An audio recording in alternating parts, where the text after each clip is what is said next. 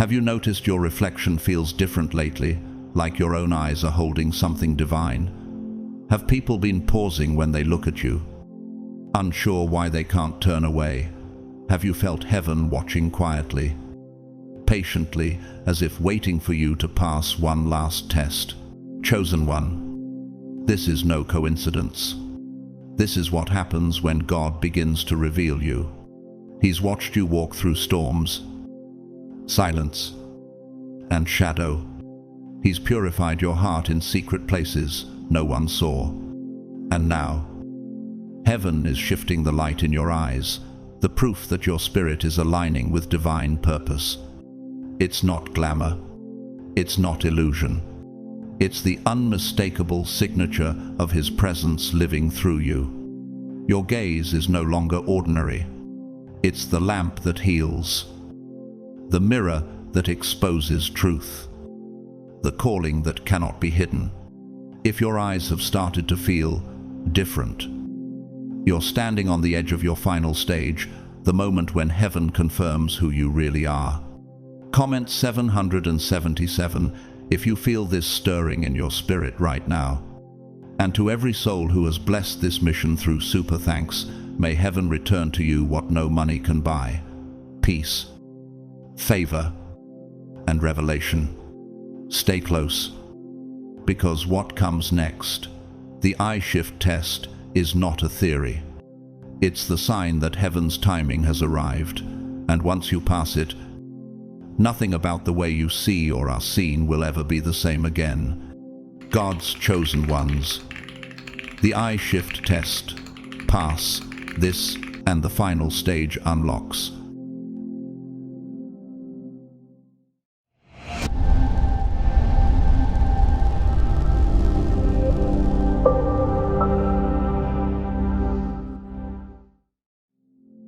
As you stand at the edge of this divine threshold, a question presses like fire against your heart. Have you ever wondered why certain moments feel like they're burning your name into eternity? Another question curls softly within. Could this be one of those moments where heaven itself leans close to hear your response? Now, in this breath, you are being invited to do more than simply agree. You are being summoned to declare, to lift your voice and type Amen in the comments as your public yes to God, as a bold, unashamed sign that you are ready to walk fully, wholly, and irrevocably into your purpose. This isn't performance, it is a sacred presence, the kind of presence Dietrich Bonhoeffer, the martyred theologian, once described as a costly grace that demands everything. And just as the psalmist cried out in Psalm 57:2, I cry out to God Most High, to God who fulfills His purpose for me. You are stepping into that same cry, not as a ritual, but as an awakening. Stay with me until the very end, because there, together, we will seal this moment with a prayer so powerful it will feel like your soul is exhaling after years of holding its breath. This isn't an accident. You didn't stumble upon these words as a passerby. You were led here, summoned here, drawn into a tapestry of timing only heaven could weave. What if the reason you're here is not to find proof, but to discover you are the proof itself, living, breathing, undeniable evidence of what God is doing? Some awakenings arrive like rolling thunder across a summer sky, loud, impossible to ignore, shaking you awake. Others come as softly as a flicker of candlelight in a darkened cathedral, like the still small voice in 1 Kings 19:12, the whisper Elijah heard after the wind and the fire. These quiet awakenings rise not from the sky, but from deep within. They don't always announce themselves with visions or voices. They arrive in stillness, in the hush between heartbeats, in the soft crack at the edge of reality. In those moments, You may find yourself like Moses before the burning bush in Exodus 3:2, stunned by a flame that burns yet does not consume, a sign that defies all explanation. You don't talk about it because you're ashamed. You stay silent because language can't hold the weight of what's happening. Picture it. You're sitting alone, not sad, not even searching, just still. The light drapes across the room like a veil. The air itself seems to breathe differently, and then it happens. A shimmer, a ripple, not outside of you, but within your seeing. The corner of a table bends for a heartbeat. The wall pulses, then settles. Nothing in the room has moved. Yet everything inside you feels loosened, expanded, thinned. You blink, or rub your eyes. Tell yourself it's nothing, but your spirit knows otherwise. This is the veil stretching, the membrane between heaven and earth thinning. Your perception, once nailed tightly to the physical, begins to lift like a curtain. You are remembering something your soul never forgot, that this world is not as fixed and solid as you were told. As Hebrews 11:1 says, "Now faith is confidence in what we hope for and assurance about what we do not see." And for a fleeting moment, you feel that assurance rise like an electric wind through your bones. This isn't hallucination or tiredness. It is clarity. It is that strange holiness that moved Ezekiel when the heavens opened and visions poured in, Ezekiel 1:1. It is that same clarity the medieval composer Hildegard of Bingen, a woman once called the Sibyl of the Rhine, described in her visions as a fiery light of surpassing brilliance coming from the open heavens. Her symphonies of sound were not mere music, they were an echo of heaven's harmony breaking through. And perhaps this is what you are sensing now, the spiritual realm, not out there in the distance, but right here, layered over this one, humming beneath every moment, only in stillness, true stillness. Do these layers reveal themselves? This is no fantasy, no escapism. It is reality at its deepest register. The way a Bach fugue folds and unfolds its notes into an architecture of sound you didn't realize was possible. A businessman once told me his name was Roberto Assagioli, founder of psychosynthesis, that the soul speaks in silence, but its silence roars louder than thunder. That's the lesson echoing here. When you quiet the noise, heaven's frequency emerges. And this is the heartbeat of my own learning. Every time I have chosen stillness, every time I have dared to let the noise die down, I have found God already waiting in the quiet.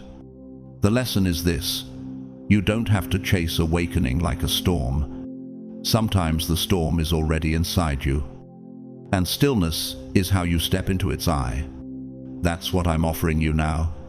This is the moment to rise, to stand, to take your place among the awakened. Declare it with your own mouth, your own hands, your own voice. Amen. Let the comment itself be your altar. This is no longer about observing.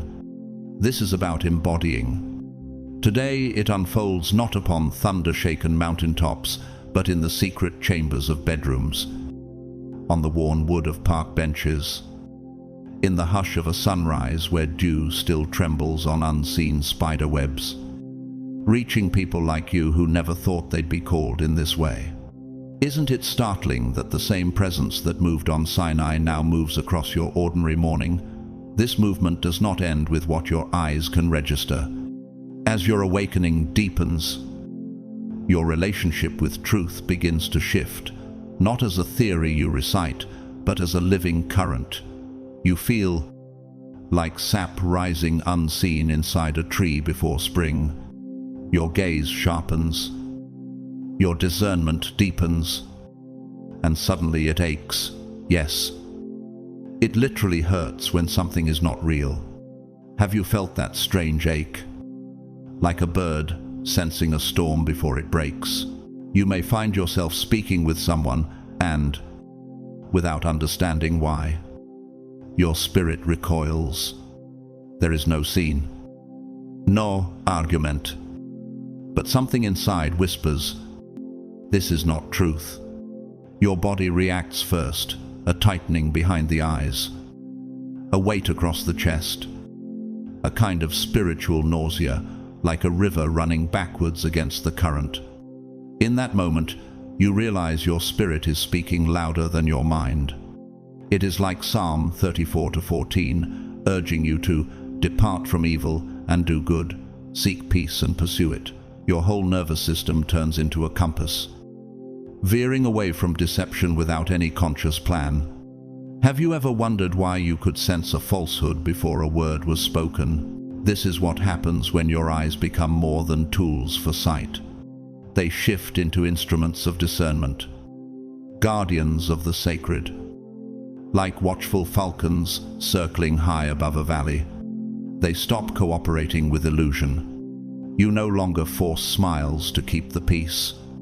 You no longer swallow half-truths to fit in. Instead, your eyes begin to mirror the kingdom of God, unshakable, piercing, holy. This is not anger. This is not pride.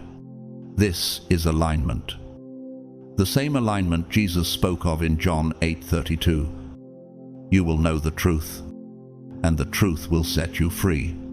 Whiter, and as it was when the prophet Elisha prayed in 2 Kings 6:17 for his servant's eyes to be opened, not to see more of the world, but to see through it into the real, into the eternal, so it is with you. You are seeing beyond what is presented, like a hawk seeing the outline of prey beneath the tall grass. You are feeling truth in your bones before a word is spoken. Is it possible this sensitivity, which sometimes feels unbearable, is actually heaven's way of marking you for a higher task? Though this sensitivity can feel like a curse at times, though it may distance you from the crowd, it is, in fact, a sacred gift. Yes, it's lonely. Yes, it's confusing. But no, you are not broken.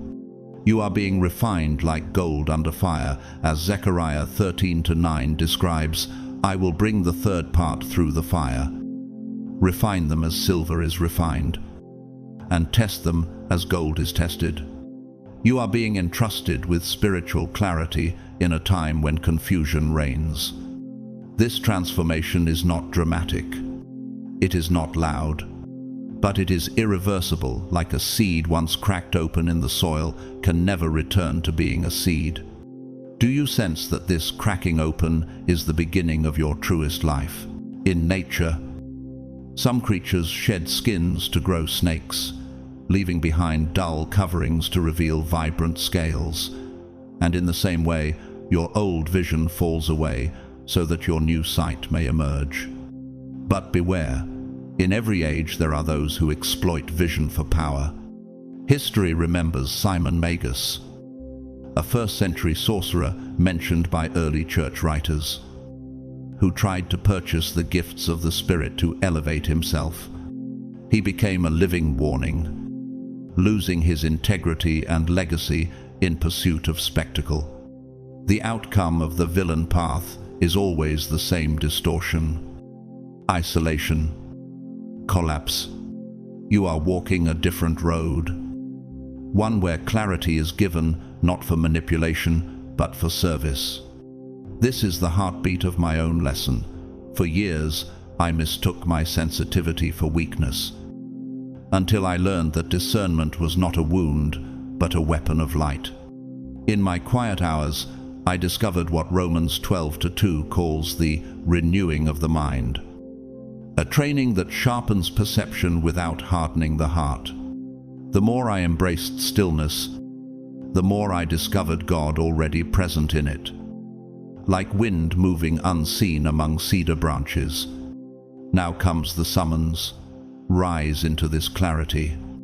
Do not shrink from it. Do not numb it. Let your eyes become altars of truth and your hands become carriers of light. Declare your alignment publicly, not as performance but as covenant. This is no longer about surviving in a fog.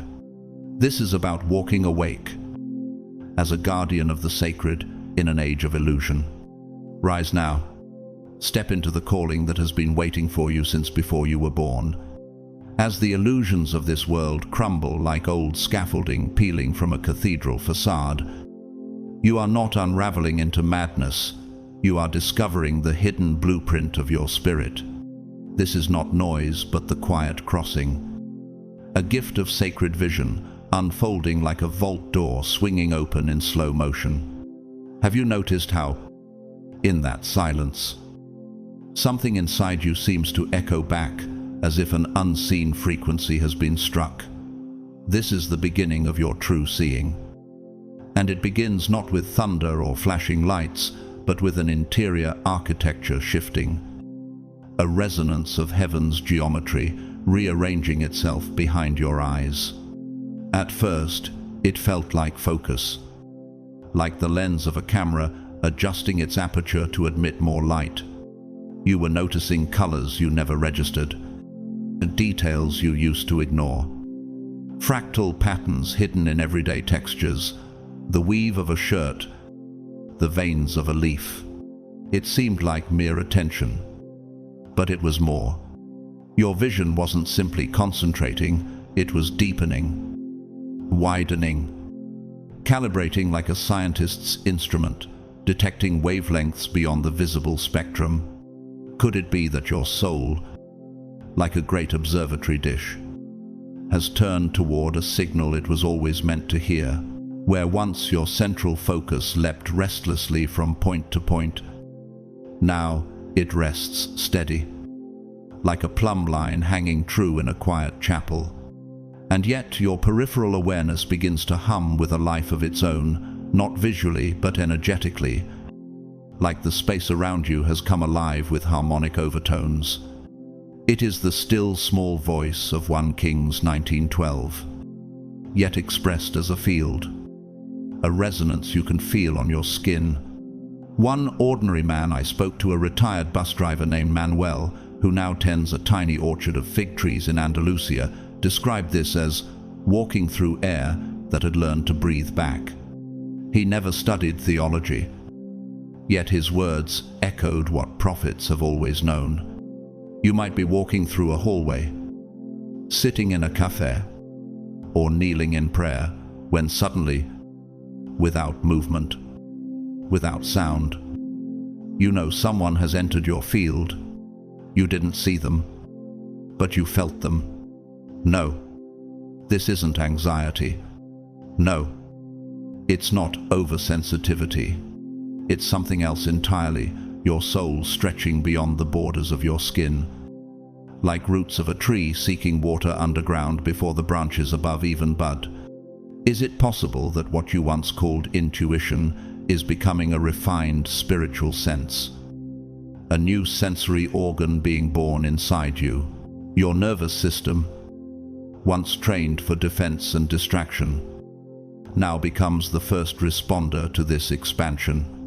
The eyes, long conditioned as mere surveillance cameras, begin to act like sacred instruments of divine intelligence. Peripheral vision, once only a tool for survival, shifts toward a kind of spiritual sonar, not only detecting motion but motive, not just shape but spirit. Paul hinted at this mystery in 1 Corinthians 2:15. The spiritual person judges all things, but is himself to be judged by no one. This judgment is not condemnation, it is discernment. A quiet ability to feel truth before words are spoken.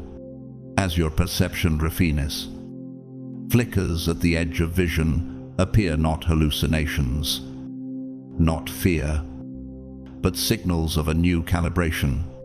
It's as though your consciousness has become a living architectural model of heaven's court, its arches expanding to admit a wider field. In physics, this could be likened to resonance. When two frequencies meet and amplify, they create a standing wave that seems still, yet is full of energy. Your awareness is becoming that standing wave. Steady, but alive. Do you feel how this steadiness, though subtle, is beginning to alter the way you inhabit every room? And here is my own hard-won lesson. For years I mistook this sensitivity for fragility until I realized it was training, not punishment. Like a chess player learning to read the whole board instead of just a single square. My soul was being educated in pattern recognition at the level of spirit. I share this because your story may be similar. In Psalm 119-18, the writer cries, "Open my eyes that I may see wonderful things in your law." That cry is not just for scholars, it is for ordinary lives like yours and mine. If a bus driver can feel the air, breathe back, and a fig tree can teach us about roots, sensing water before branches see sunlight, then you too can recognize that this is no quirk. This is an endowment. Share what you're experiencing. Tell the community what you've noticed. What subtle shifts have begun behind your eyes. In neuroscience, they call this neuroplasticity. In theology, we call it sanctification. In architecture, it is like a foundation settling into its true load-bearing lines. Whatever the name, the transformation is real. Now comes the time to rise into it.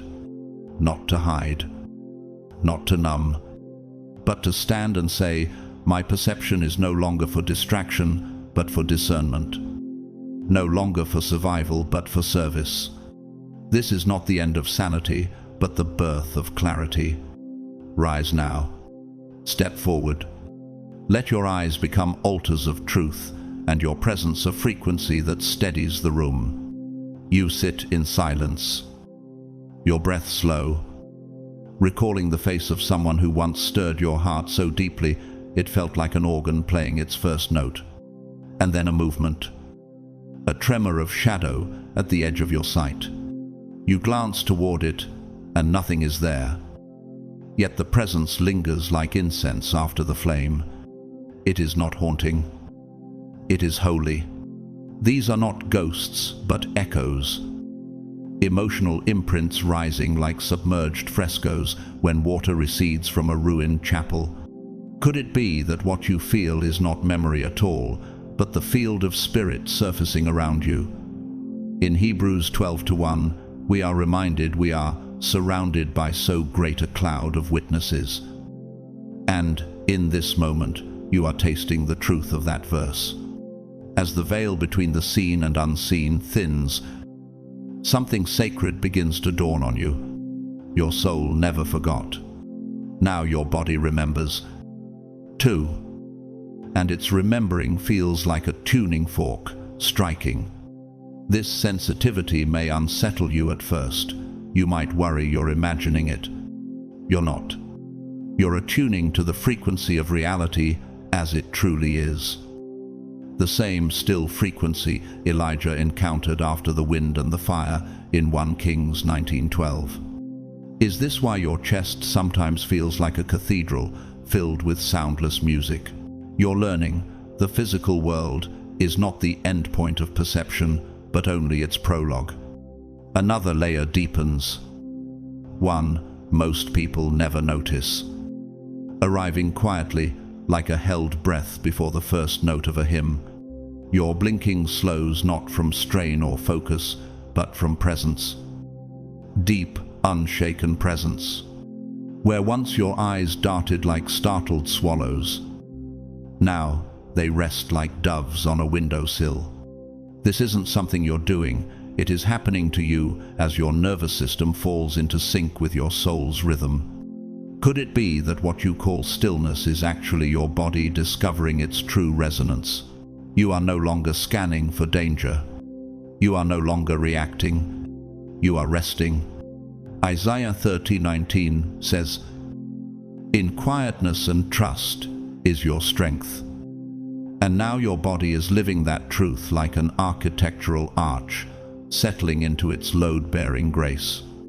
Your reflexes are no longer governed by fear, but by faith, by the still waters described in Psalm 23, where the shepherd restores my soul. This stillness radiates. People notice. They cannot explain it. Yet they feel it the way one feels a sudden hush in a concert hall before the orchestra begins. Some may look away, unsure of what they are sensing. Others may be drawn to you without knowing why. Like plants bending imperceptibly toward the sun, because when your gaze is ruled by stillness, it becomes a mirror not for appearances but for spirit. This is not performance. This is not effort. This is alignment. In John 14, Cup to Gwyneth Saban, Jesus promises, "My peace I give you, not as the world gives do I give to you." And that promise seems to hang now between your eyelashes. There are moments quiet, unexpected, when your eyes land on something ordinary. A kipped cup, a leaf trembling on its stem, a stranger's face on a train. And you cannot look away because you're not just seeing, you're beholding. Isn't it strange how what was once background noise now feels like a stained glass window lit from within? A painter few have heard of. Clara Weiss, a reclusive mystic from Vienna, once wrote in her journal, "I paint the silence between notes." She never had a gallery show, but her words carry the essence of what you are experiencing. Your life has become that canvas. Your vision, the brush. Your stillness, the color. And in the background, the strains of Henryk Górecki's Symphony of Sorrowful Songs, echo music written for voices of lament, yet somehow filled with transcendence. This is the soundtrack of your shift. This is the heartbeat of my own lesson. For years I feared this slowing, this strange awareness, until I realized it was not the dimming of life, but its sharpening. I discovered what Philippians 4-7 calls the peace of God, which surpasses all understanding, and it began to guard my heart and mind. I invite you to do the same. Share your story, your glimpses, your lessons, because every testimony builds the invisible cathedral we're inhabiting together. Now comes the time to rise into it, not to escape the world, but to infuse it, not to close your eyes, but to open them fully. Let your gaze become an altar, your stillness a hymn others can rest in. This is no longer about merely surviving. This is about embodying peace so tangible it changes the atmosphere. Rise now. Step forward. Speak your amen. A curling branch. A single cloud drifting like a white prayer across the sky. The slow curve of a river rock polished by centuries of hidden currents. These are not distractions. They are invitations. Something in them speaks to you. Not in language, but in pulse. In echo. In a recognition so deep, it bypasses words. You're not merely admiring beauty. You are being called into communion with creation itself. As Romans 1:20 declares, for since the creation of the world, God's invisible qualities have been clearly seen, being understood from what has been made. Is this why your heart sometimes leaps at a shape or pattern you cannot name? Your vision is no longer just a mechanism of observing, it is becoming a way of listening. Like a conch shell pressed to the ear, capturing the whole sea. In this listening, certain patterns begin to return again and again, spirals, waves, circles within circles, the branching veins of a leaf, the rhythm of light on water. These are not random.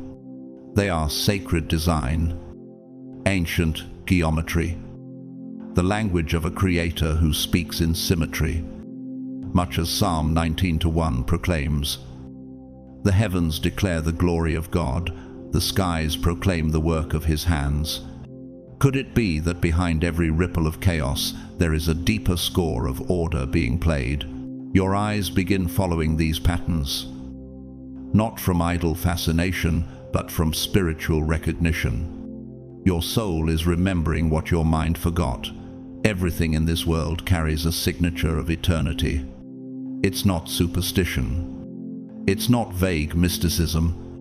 It is precision, spiritual precision, like the way bees build hexagonal combs without a ruler. Each cell echoing an unseen blueprint. Where your eyes once chased movement, now they rest in meaning. Where your gaze once scattered, now it anchors like a ship in a still harbor. Are you noticing how this anchoring is changing the way you move through your own life? And yet, every story of pattern and order has its shadow.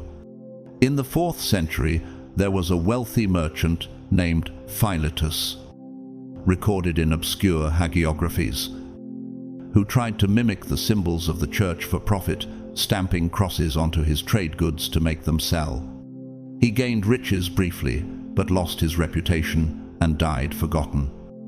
A living parable of distortion, like invasive vines choking an orchard. His false symmetry bore bitter fruit. This is the opposite of what you are being drawn into.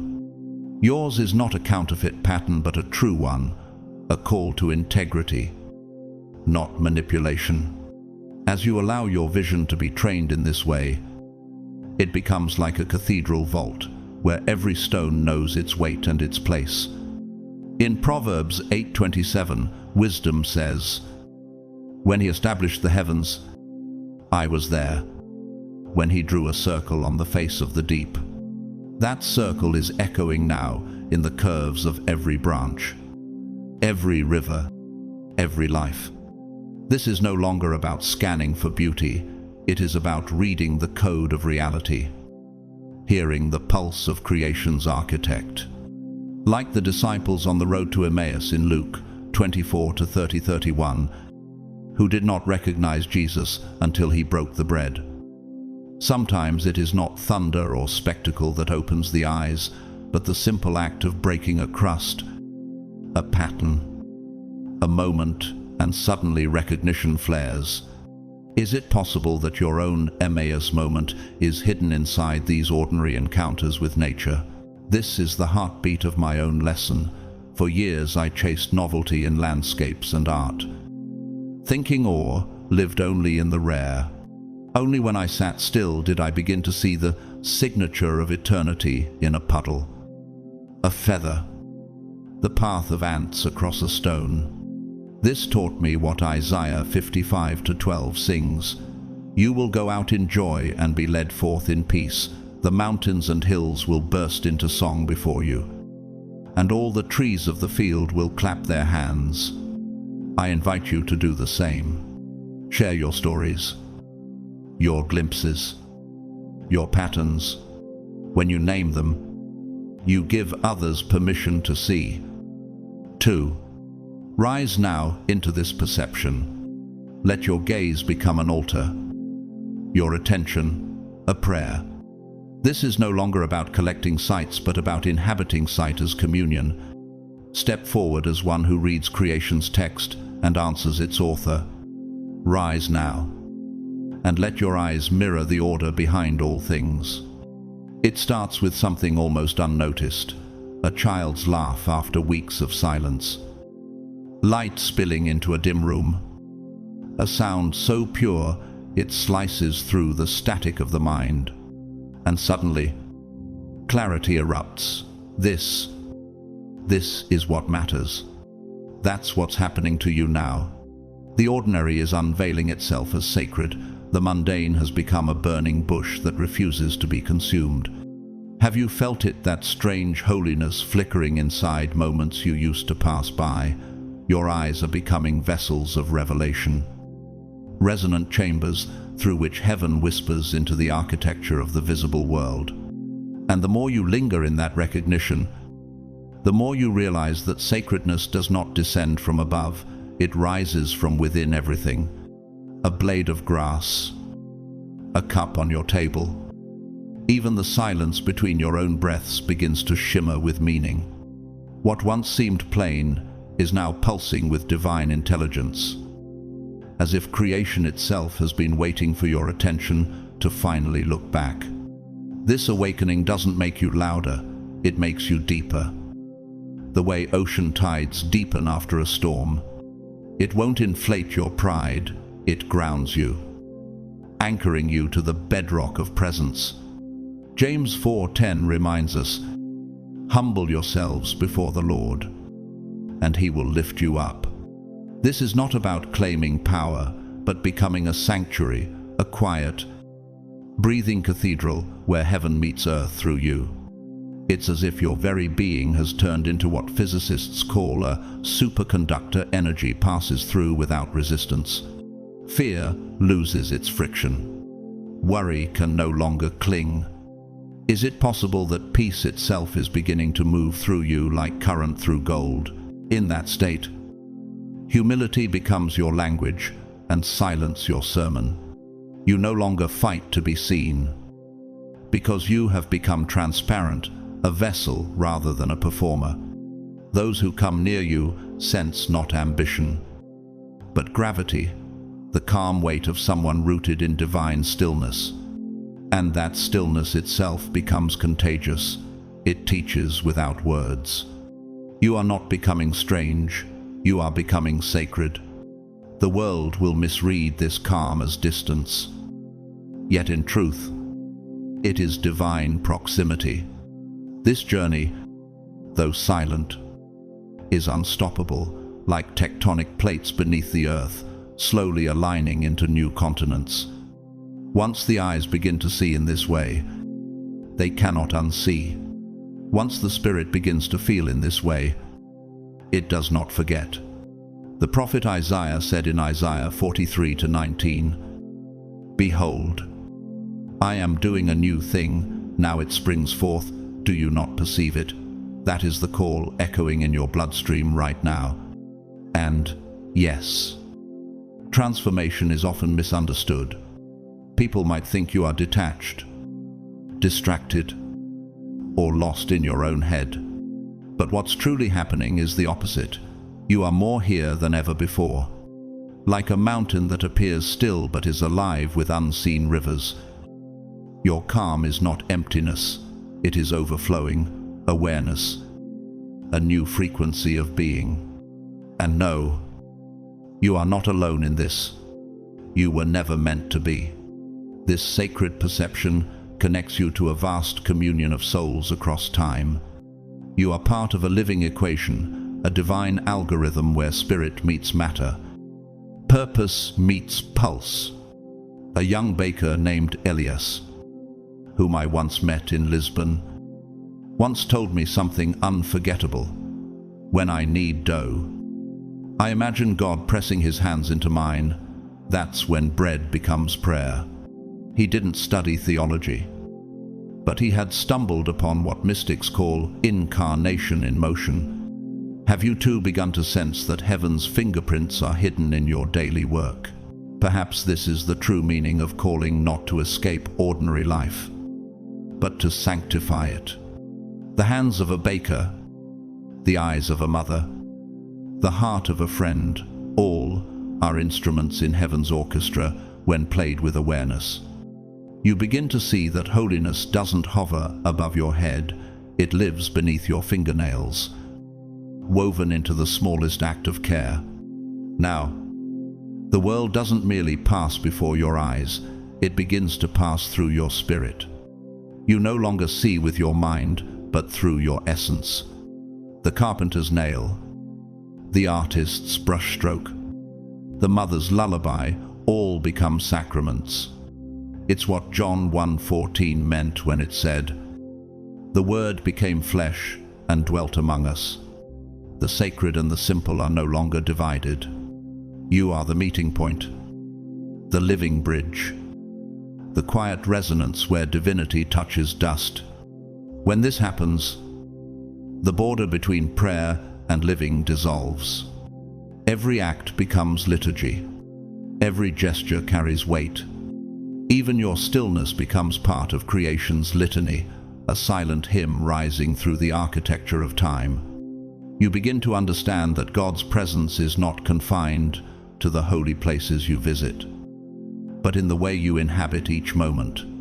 And in that sacred seeing, you begin to remember who you are, not as a role, a label, or a name, but as a frequency, a divine wavelength tuned to heaven's orchestra.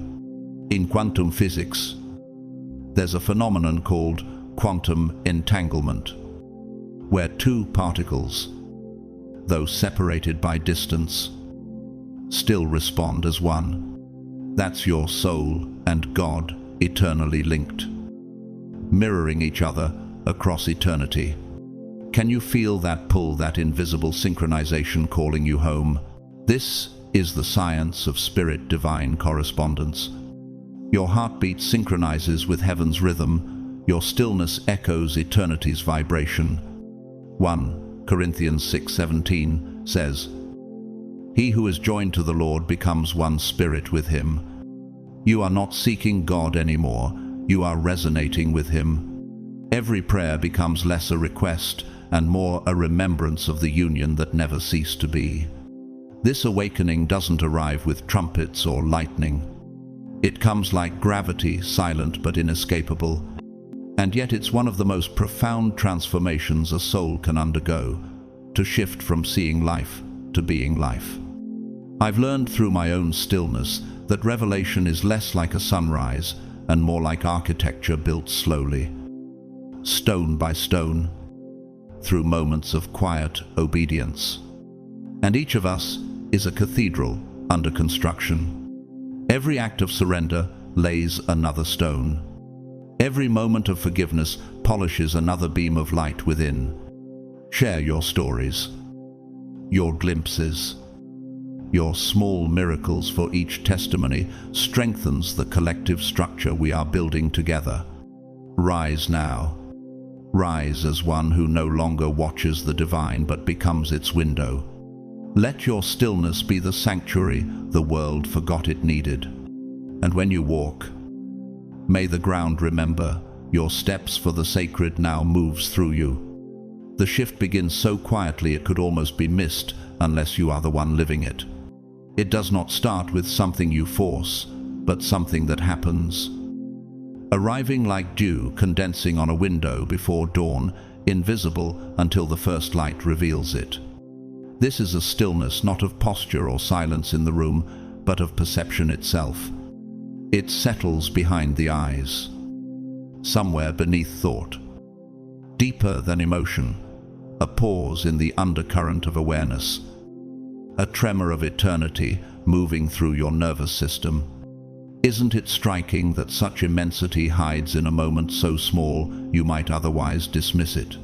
The psalmist wrote in Psalm 46:10, "Be still and know that I am God."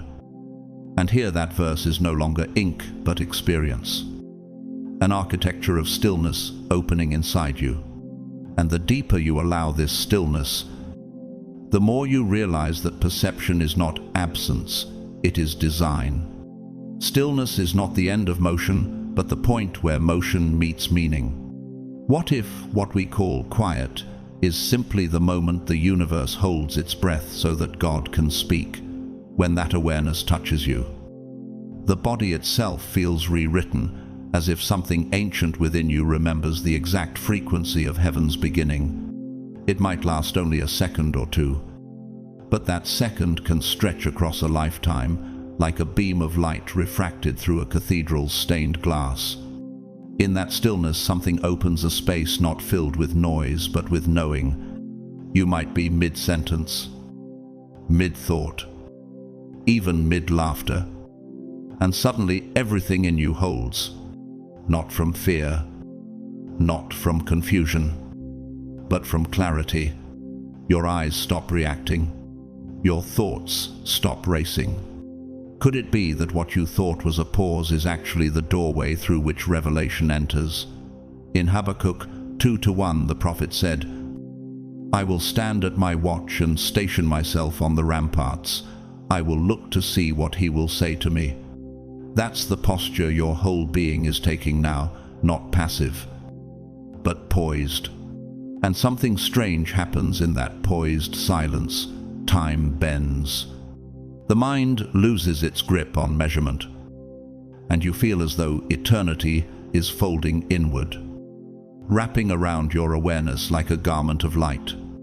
You realize insight is not constructed, it is received. Like rainfall on soil that has stopped resisting. That's why mystics across ages described enlightenment not as an explosion, but as an opening, the petal of perception finally turning toward the divine sun.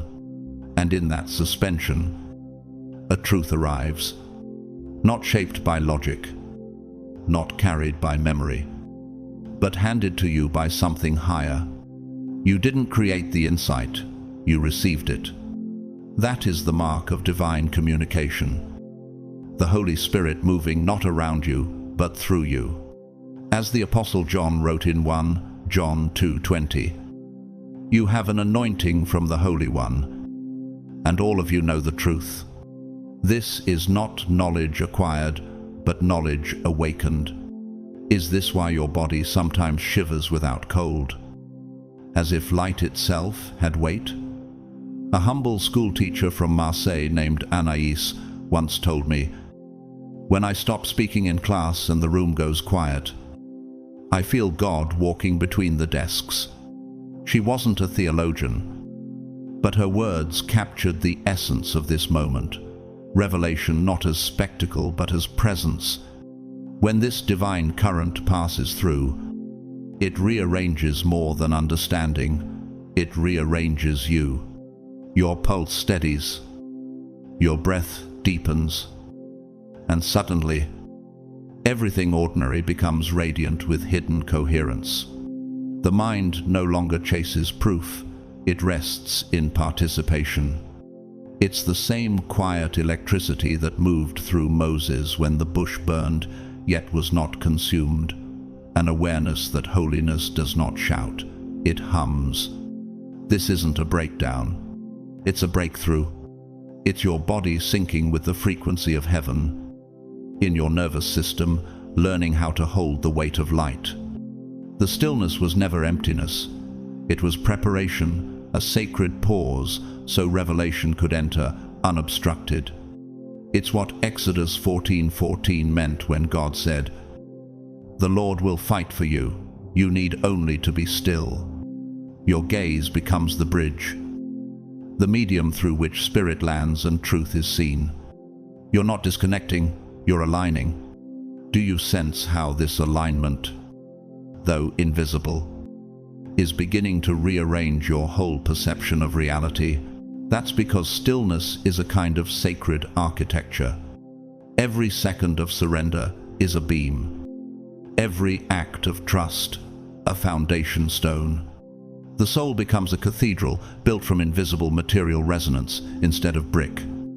Faith instead of mortar. And when revelation passes through, you realize the temple God was building was not in the heavens above, but in the chambers of your awareness. This is why peace feels heavy. It is the weight of eternity resting upon your humanity. Over time, this inner alignment starts to rewire everything about how you see and feel, especially your eyes. Where once they darted like birds startled from a tree, now they settle like doves on a windowsill. The Renaissance composer Tomás Luis de Victoria wrote a motet, O Magnum Mysterium, describing the awe of animals seeing Christ in the manger. That same awe is now reflected in your gaze when you see the ordinary turned sacred. This is not an act of imagination, but of recognition. Psalm 119:18, praise. Open my eyes that I may see wonderful things in your law. That prayer is being answered in your nervous system, not in an abstract way, but at the level of synapse and breath. You begin to see meaning not as a concept, but as a living geometry, vibrating within everything. Faces soften. Shadows hold stories. Even silence begins to sound like music you had forgotten. And somewhere inside that new seeing, you realize you were never waiting for God to appear. God was waiting for you to notice. That's the mystery at the center of awakening, not that heaven descends, but that you finally lift your eyes to meet it. This is the lesson I've learned in my own journey. Awakening is not an achievement, but a resonance. It's like tuning a great organ in a silent cathedral, each pipe slowly aligning to the pitch of heaven until the whole instrument vibrates as one. Share your own stories of these pauses, these quiet visitations. When you name them, you anchor them. When you anchor them, others learn to trust their own. Have you begun to notice how the smallest interruptions carry the largest messages? For in those interruptions, creation speaks again. Every moment of silence becomes a sentence in God's language. Every breath, a translation of eternity into time. And when you share your story, you are not boasting, you are testifying, adding your own note to a symphony too vast for one voice alone. Rise now into this perception, not to retreat from life, but to radiate within it. Let your stillness be a sanctuary where heaven meets earth. This is no longer about observing the divine from a distance, but about becoming its window. When you walk, may the ground remember your steps, for the sacred now moves through you, and may the eyes that once sought proof now reflect peace. For when heaven and earth find their meeting place in you, the story of creation continues, not written in scripture this time, but written in sight. Where once your vision was fueled by curiosity, emotion, or instinct, now it becomes something entirely different, a vessel, a receiver, a reflector of something holy. It is as if your eyes, once restless rivers, have become still lakes mirroring the sky, and you begin to feel this shift in ways you never expected. The temperature of a room changes. A pulse of meaning passes through you, like wind through wheat. Is this why your heart sometimes quickens in silence, as though eternity had entered unnoticed? In Psalm 36:9 it is written, "For with you is the fountain of life. In your light we see light." This shift is precisely that, a transference of vision from the visible to the luminous. You might be alone in your home reading or praying, or in a room full of people, when suddenly, without a single sound, your attention is drawn, not visually, not rationally. You just know someone is looking at you. No mirrors, no reflections, no signals, just presence. You turn, and there they are. Your mind didn't detect them. Your spirit did. Could it be that your spirit has become a new sensory organ, perceiving what the eyes alone cannot? This is the moment described in Psalm 139:1. O Lord, you have searched me, and you know me. Where knowing and being known collapse into the same instant. But more than that, you begin reading the intention behind the gaze. Whether it carries curiosity, judgment, reverence, or envy. You sense it not as emotion but as energy, like the way migratory birds sense magnetic fields. Unseen, yet precise. Is this the training Hebrews 5:14 speaks of? Those who by constant use have trained themselves to distinguish good from evil. It is not moral policing. It is spiritual discernment, a gift born of surrender, not suspicion, a form of knowing that cannot be taught, but only awakened. You start to recognize patterns of motive like rings inside a tree, hidden but revealing the entire history at a glance. This awakening changes the very function of your sight. What was once a one-way gaze becomes two-way. Your eyes no longer just look out, they begin to register what's coming in, like a tuning fork that vibrates at the slightest resonance. You pick up on what most people ignore, the invisible exchange beneath every encounter, even through screens, windows, or photographs. You feel it, a subtle pull, a pressure, a presence. Have you noticed how truth can arrive without words, simply carried in a glance? This is the gift Jesus displayed in Mark 2:8, when immediately Jesus knew in his spirit what they were thinking in their hearts. Thieves, and because every gift has its counterfeit. History also warns us. In the Chronicles of the 8th century, there is mention of a man named Lothair, a royal advisor who trained himself to read people's eyes, only to manipulate their fears and desires. For a time, he became indispensable to kings, but ended in exile. Blinded by his own schemes, a living parable of how discernment without surrender curdles into control, like a predator plant mimicking the scent of nectar. False perception lures, but destroys. This is not the path opening for you. Yours is a path of clarity anchored in humility. Your sight is becoming not just sharper, but cleaner, like water running clear after sediment settles. Proverbs 20:12 declares, "The hearing ear and the seeing eye, the Lord has made them both." Now that craftsmanship of God is awakening inside you, you no longer search for expression, you search for truth. You are reading reality like a living text. Each gaze a syllable, each silence a punctuation mark of spirit. And in that reading, you discover that discernment is not a weapon to wield, but a frequency to embody. This is the lesson I have learned. True spiritual sight is like a tide. It moves in to reveal the shore, then draws back to keep the heart humble. It will not make you haughty, it will make you steady. It teaches you, as 2 Corinthians 3:18 says, to behold the Lord's glory and be transformed into his image. I invite you to share your own stories of these moments, these subtle recognitions, so that others may find courage to trust the quiet signals of their own spirit. Rise now into this new way of seeing. Let your eyes become a sanctuary where heaven can glance back at the world. This is no longer about watching life pass. This is about letting life's hidden truth pass through you. Stand in it. Speak your Amen. Step forward as one whose gaze has become a mirror of the kingdom.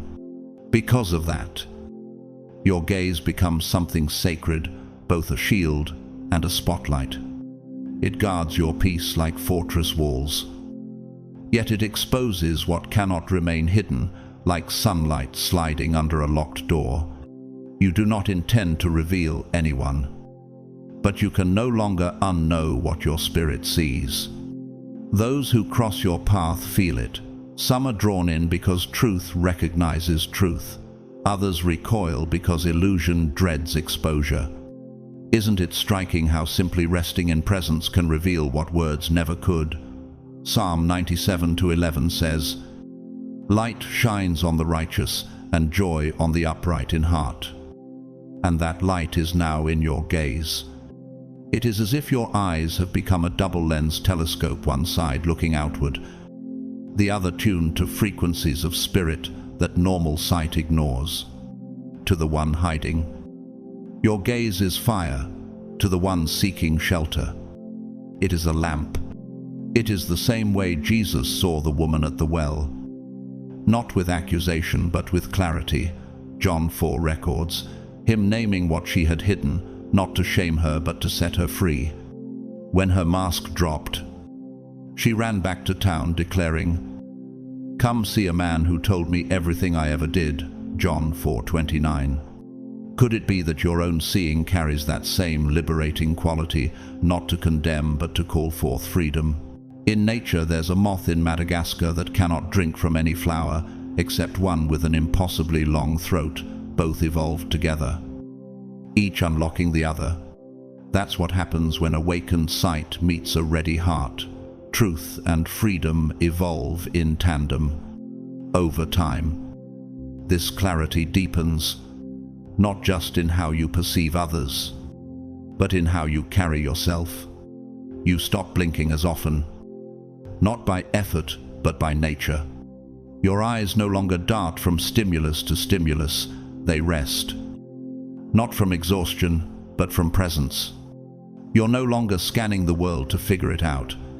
You've stopped chasing the next answer, because now you're living from the answer within.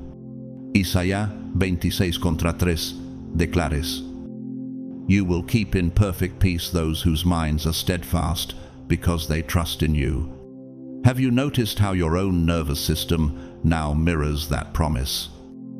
Steady as a heart at rest after battle. Neuroscientists call this entrainment, when two oscillating systems synchronize their rhythms. Your soul and body are in training to heaven's pulse. People will sense it in you, this unmoving quality. A depth that doesn't rise and fall with the room.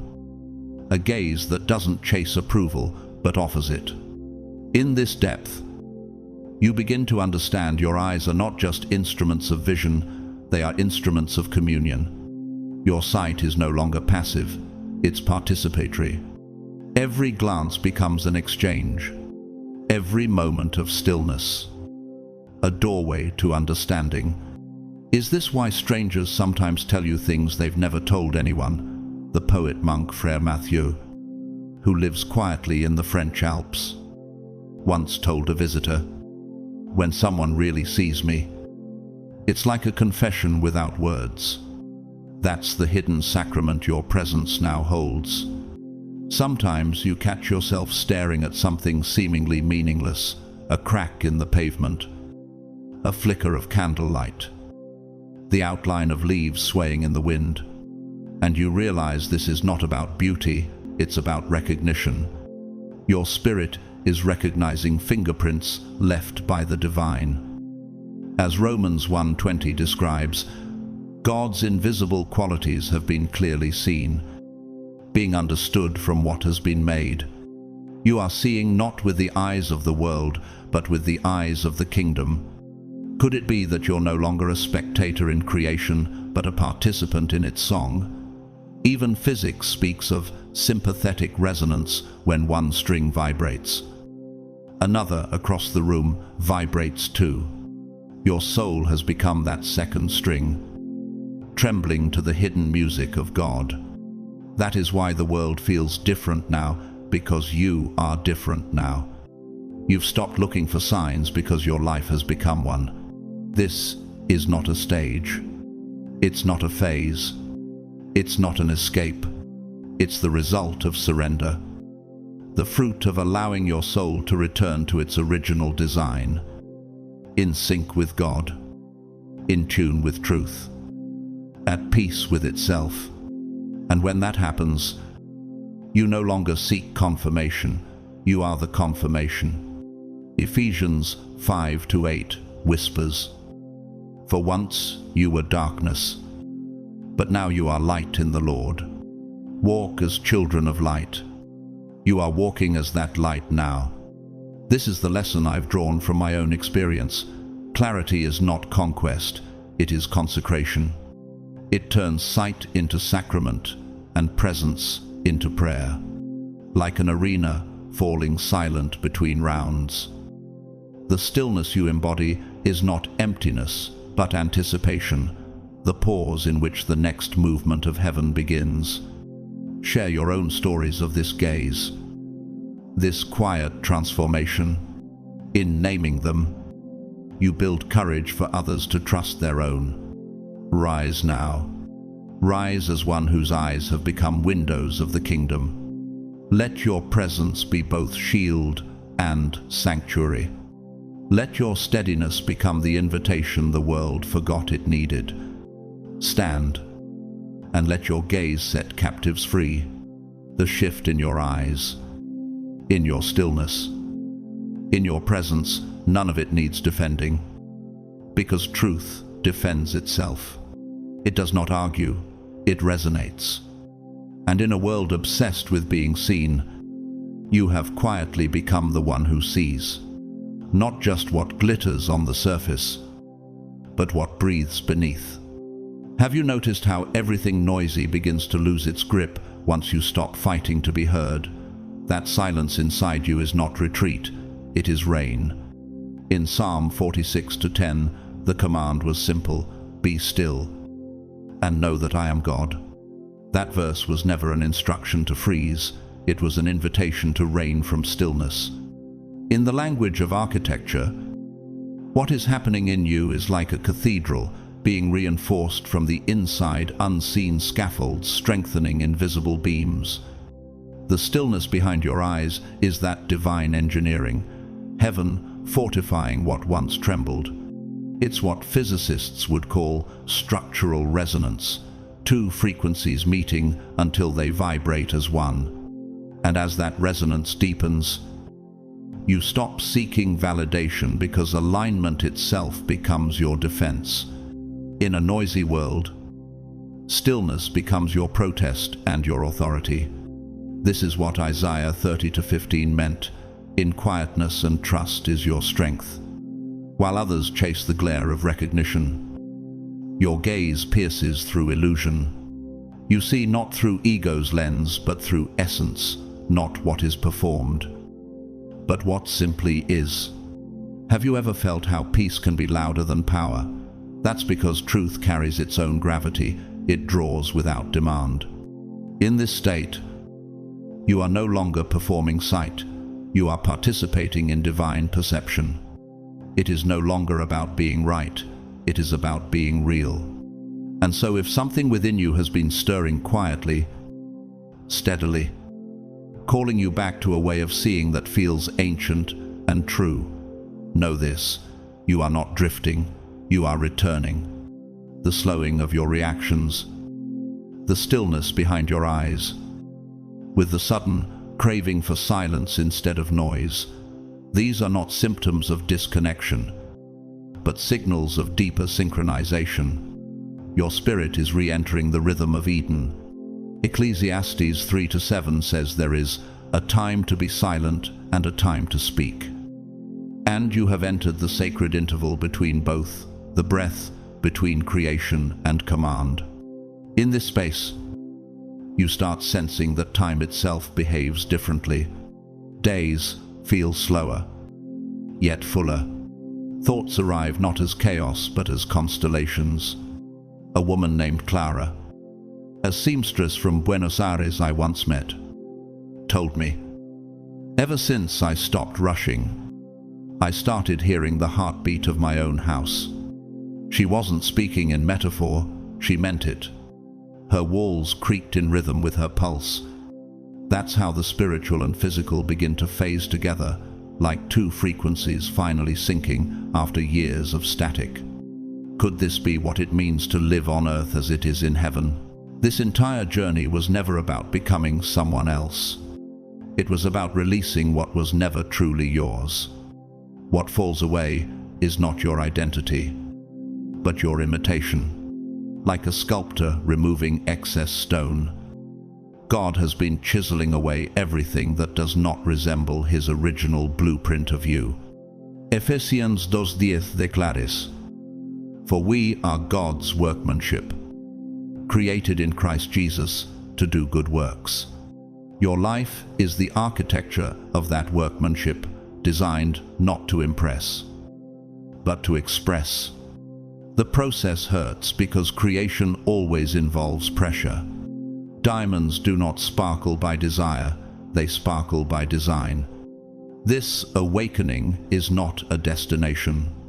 It cannot be captured or named, because naming would contain it. It is a rhythm, a holy cadence moving through the fabric of your days. the same way the ocean breathes against the shore without need for applause. You no longer chase revelation, revelation moves through you. You no longer pray for peace, peace has made its home in your nervous system. John 19, Cox to 1 Sadam promised, "My peace I give you, not as the world gives." That peace is no longer something you feel, it's something you radiate. And yet, beneath all that calm, there is power. The quiet power of an engine humming beneath the hood of eternity. In physics, they call it potential energy, silent, stored, ready. That's what holiness feels like now. It's not dramatic. It's not loud. It's precise. The Apostle Paul hinted at this paradox in 2 Corinthians 12-9, when God said, "My grace is sufficient for you, for my power is made perfect in weakness." The power is not in striving, but in surrender, in the divine equilibrium where stillness becomes strength. So if your pace has slowed, if your laughter has deepened, if your vision has softened, take heart. You are not behind. You are in sync. The kingdom is not rushing, it is returning. Each breath, each pause, each quiet choice is a brick laid in heaven's invisible foundation on earth. As Romans 8:19 whispers, creation waits in eager expectation for the children of God to be revealed. The waiting is not passive, it's architectural. Heaven is building through your stillness what motion alone could never construct. This is what it means to be truly awake. You are not a wanderer. You are a witness. You are walking on holy ground, not because it became sacred, but because you did. The floorboards, the air, the light, they all recognize the frequency of someone who finally remembers. So, rise. Beloved, rise in this awareness. Rise with eyes unhurried, with presence anchored, with peace that requires no defense. Let the world chase noise while you embody clarity. For when truth lives in your gaze, heaven itself begins to look back through you. It invites you to live with awareness, not anxiety, to walk with presence, not performance, to listen not just with your ears, but with your spirit. You start noticing the sacred choreography in small things, the way breath enters before thought, the pause before words are born, the quiet between footsteps. That silence is not emptiness, it is alignment. Isn't it remarkable that the holiest moments never announce themselves, yet change everything? The way you meet someone's eyes and truly see them. The way your body whispers when something feels off. These are the quiet instruments through which heaven tunes your awareness. It's written in 1 Kings 19:12, "And after the fire came a gentle whisper, and the Lord was in the whisper." You've stopped searching for thunder. You've begun trusting the whisper. That trust, this gentle calibration, is spiritual maturity, the fruit of remembrance. Awareness becomes your architecture, stillness becomes your strength. Psalm 131:2 describes this posture. "I have calmed and quieted my soul like a weaned child with its mother." In psychology, they call it neural attunement, when two systems synchronize by empathy, not effort. That's what your spirit is doing with God, attuning to the divine rhythm beneath all sound. You are no longer chasing signs, you are recognizing them. And in this recognition, the chaos of life begins to lose its authority. What once felt random now feels orchestrated each moment, a note in heaven's ongoing symphony, and it is meant to be lived out in the ordinary. Holiness is not found on mountain altars alone, it's hidden in kitchens and sidewalks, in laughter and silence. Have you ever sensed God in something as simple as sunlight on a countertop? Let your life become a sanctuary where his voice moves freely.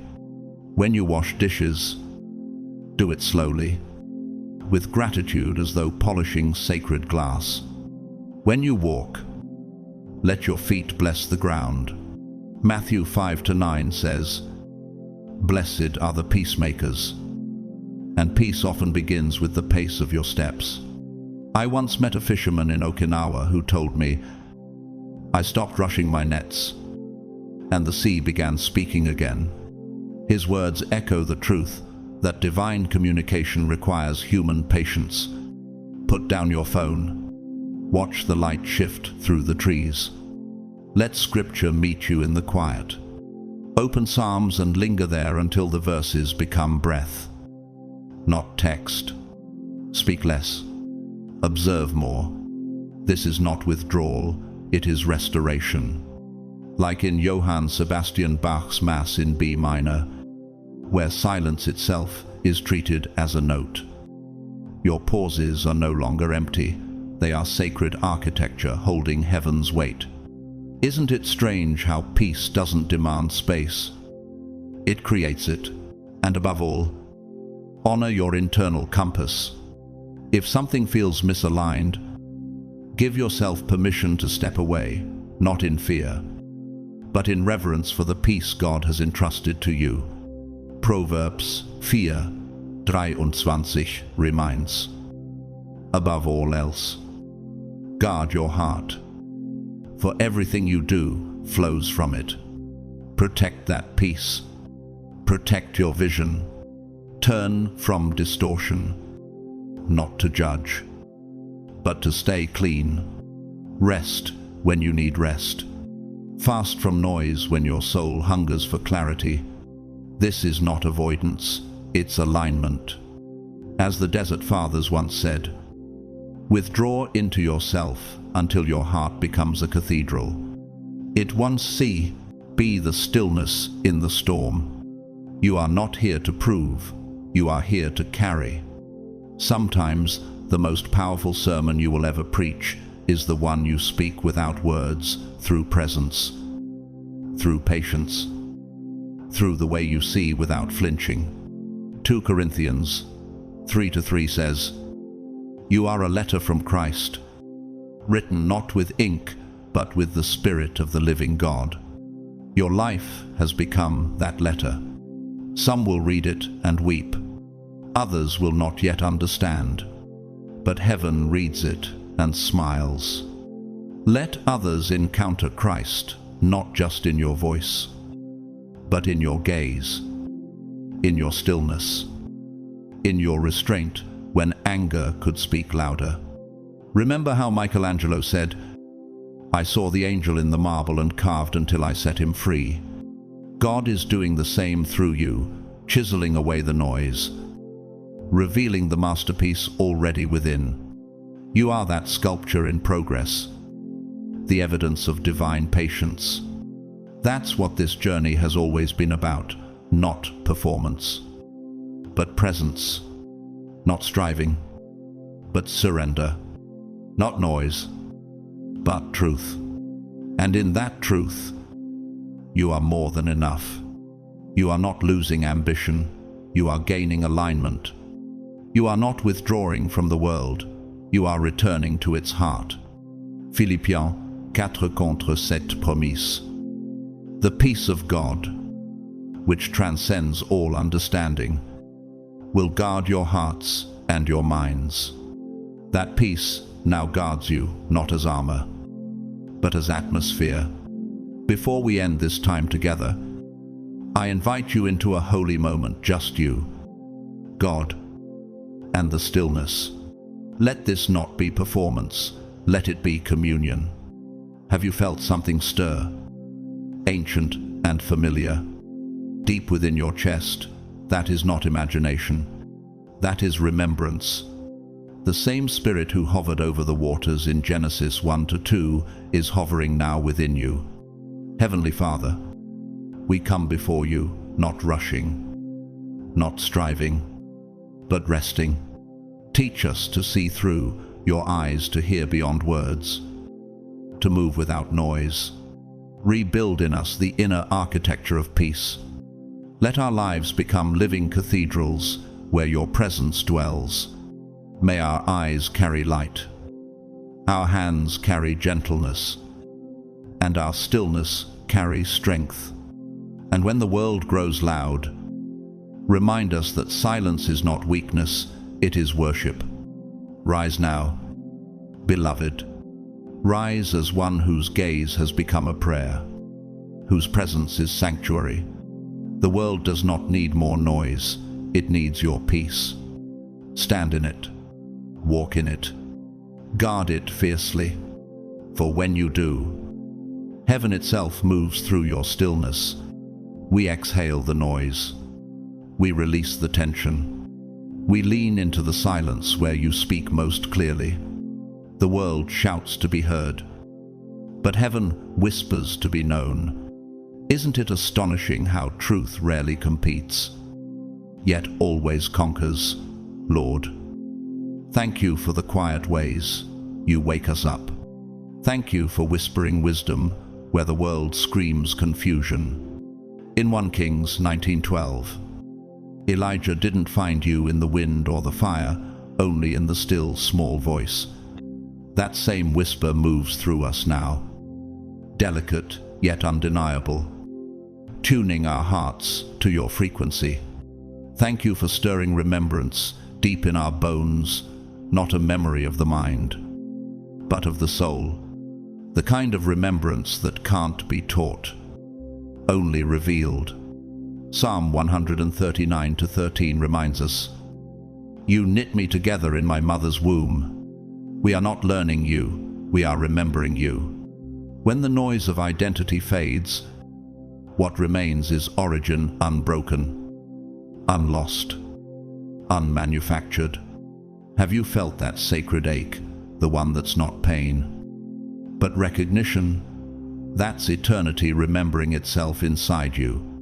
You've reminded us not who we should be, but who we already are in you, not lost.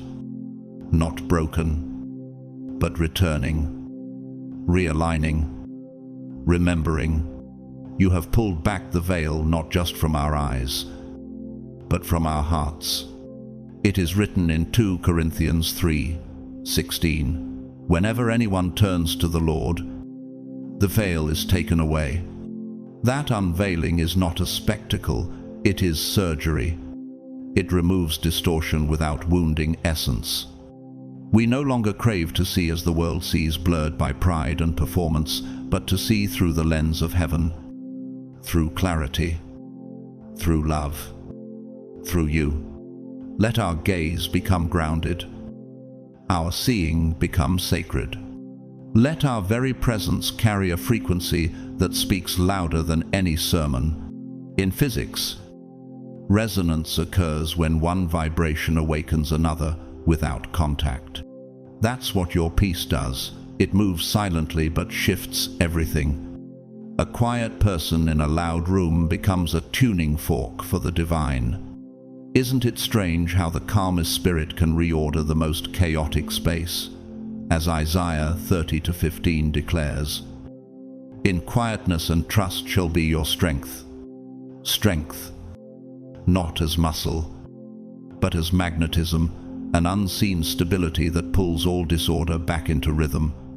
We surrender our need to perform, our desperate urge to prove. Instead, we choose to carry peace, to be carriers of stillness, to be those who walk into a room and shift the atmosphere, not by force, but by truth. Philippiens 4:7 promise, "The peace of God, which transcends understanding, will guard your hearts and minds." Let that peace become our signature. In nature, when a forest grows silent, it is not dying, it is recalibrating. Every root listens for rain. Every leaf turns its face toward patience. That's what our spirits are learning, divine photosynthesis, turning light into life. Teach us, Lord. to protect what is holy within us, to turn away from distortion, not out of pride, but out of reverence. Train our eyes not just to avoid what is false, but to recognize what is real. Have you ever noticed how falsehood exhausts while truth restores? That fatigue is your discernment awakening. We recall Proverbs 4:23, above all else, guard your heart, for everything you do flows from it. Guarding is not isolation, it's stewardship. We don't run from darkness, we carry enough light to clarify it. And yet, every truth has its shadow. History tells of a painter named Rualto, who, obsessed with perfection, refused to rest until his canvases outshone God's sunrise. He painted until blindness claimed him a man who saw everything except what mattered. His tragedy reminds us that obsession with control blinds faster than any darkness. Lord, let our clarity never become arrogance. Keep our eyes humble, clean, and teachable. May we slow down when something sacred is rising. May we hold steady when your presence rests upon a moment. In Habakkuk 2:20, it says, "The Lord is in his holy temple. Let all the earth keep silence before him." Silence is not absence, it's alignment. Train us to live without spectacle, to walk without noise, to love without performance. In the same way that the sea turtle returns to the exact beach where it was born, may our souls always find their way back to your shore. Let our eyes reflect the still waters you lead us beside. As Psalm 23:2 declares, let our vision become clean enough to recognize you in strangers, in silence, in ourselves. Let our blink slow with awareness. Let our breath deepen with trust. This is not withdrawal, it is worship. The world says success is acceleration, but heaven calls it attunement. A whisper outlives a roar when it comes from eternity. And so, we rise. We rise not to chase light, but to become light. We rise not to prove holiness, but to embody harmony. We rise with vision purified and hearts unhurried.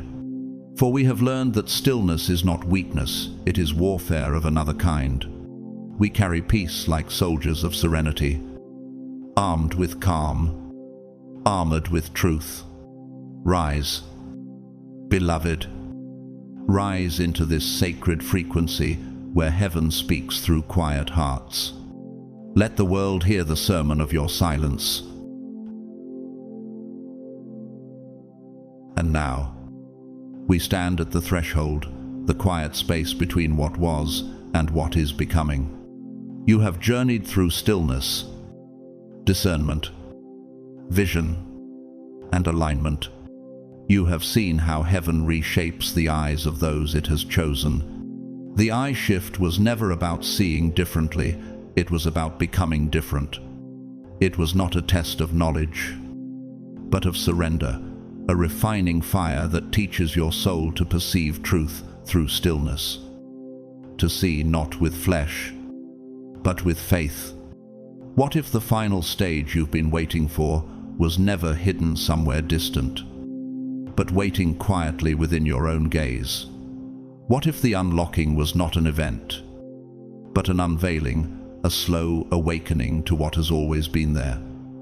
In John 9:25, the man who was once blind said, "One thing I know, I was blind, but now I see."